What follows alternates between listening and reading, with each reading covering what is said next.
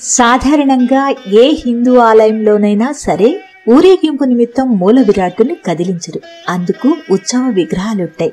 అలాగే ఊరేగింపు సేవలో ఏటా ఒకే రథాన్ని వినియోగించటం అన్ని చోట్ల చూసేది.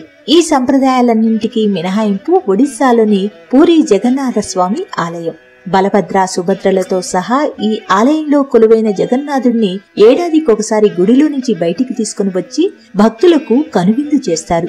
ఊరేగించేందుకు ఏటా కొత్త రథాలను నిర్మిస్తారు. అందుకే ఈ జగన్నాథ రథయాత్రను అత్యంత అపురూపంగా భావిస్తారు భక్తులు.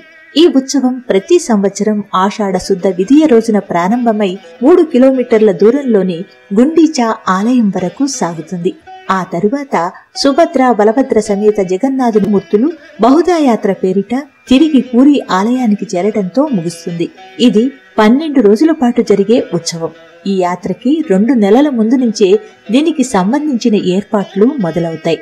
వైశాఖ బహుళ విదియ నాడు రథ నిర్మాణానికి కావలసిన ఏర్పాట్లు చేయమని ఆదేశిస్తాడు పూరీరాజు. అందుకు అవసరమైన వృక్షాలను 1072 ముక్కలుగా ఖండించి పూరికి తరలిస్తారు. ప్రధాన పూజారి, 9 మంది ముఖ్య శిల్పులు, వారి సహాయకులు, మరో 125 మంది కలిసి అక్షయ తృతీయ నాడు రథ నిర్మాణం మొదలు పెడతారు. 1072 వృక్ష భాగాలను నిర్మాణానికి అనువుగా 2188 ముక్కలుగా ఖండిస్తారు. వాటిలో 832 ముక్కల్ని జగన్నాథుడి రథం తయారీకి, 763 కాండాలను బలరాముడి రథ నిర్మాణానికి, 593 భాగాలను సుభద్రాదేవి రథానికి వినియోగిస్తారు. ఆషాఢ శుద్ధ పాడ్యమి నాటికి రథ నిర్మాణాలు పూర్తయి యాత్రకు సిద్ధమవుతాయి. ఇందులో జగన్నాథుడి రథాన్ని నందిఘోష అంటారు. 45 అడుగుల ఎత్తున ఈ రథం 16 చక్రాలతో మిగతా రెండిటికన్నా పెద్దదిగా ఉంటుంది. ఎర్రటి చారలున్న పసుపు వస్త్రంతో నందిఘోషను అలంకరిస్తారు. బలభద్రుడి రథాన్ని తాళధ్వజం అంటారు. దీని ఎత్తు 44 అడుగులు, 14 చక్రాలుంటాయి.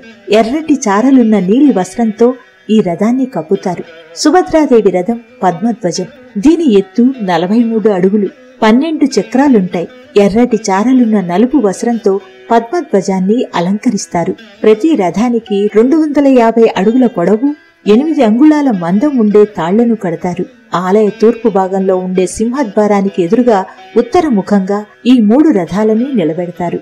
పూరీ జగన్నాథ రథయాత్రకు సంబంధించిన మరిన్ని విశేషాలు పార్ట్ 2లో తెలుసుకుందాం.